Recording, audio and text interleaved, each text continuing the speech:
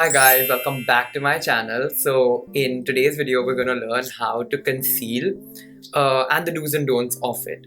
I made a video on a natural makeup tutorial for anybody starting out. If you haven't checked that out, I'm adding a link here. You can see that first and then come back.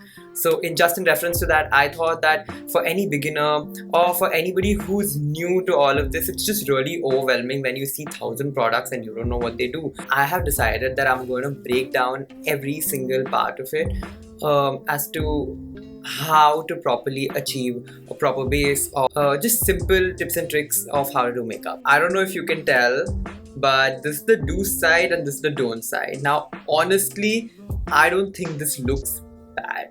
Like, it doesn't look bad, but in my opinion it's just a little too much for someone who wants to keep it natural. This looks fine in the light, but if I go out or if I'm doing any, like, people can tell that there's just an abysmal amount of coverage here and this side looks comparatively more natural. For anybody who's new here, I make videos on skincare, makeup, just basically beauty and grooming. So if that seems like your thing, hit the subscribe button. I've rambled on too much, so without wasting any time, let's get into the video. The first step is to prep. I'm using the Dot & Key Hyaluronic Serum on one side, and on the other side I'm using nothing. So the do's will be on this side and the don'ts will be on the other side. You need to moisturize so that the product really adheres to your skin. Next step is color correcting. Now not everybody needs to color correct. I'm only color correcting on one side because I need it, and then I'm blending it out with my fingers, versus to the other side where I'm applying a lot of product and just letting that be. That will make your concealer look really orange. Next is product usage. So you use concealer only where you see maximum darkness and then build up the product, versus applying a lot and just adding excess coverage. This will just make your under eyes look very heavy and cakey. Next comes blending. So first you use a brush to just equally distribute the product and blend everything under the eye, and then go on with a sponge and just blur out the harsh lines and soften the effect. Versus when you use a sponge directly on all that product, one, your sponge will absorb a lot of the concealer so you don't get that coverage, and two, it's just so difficult to wash later.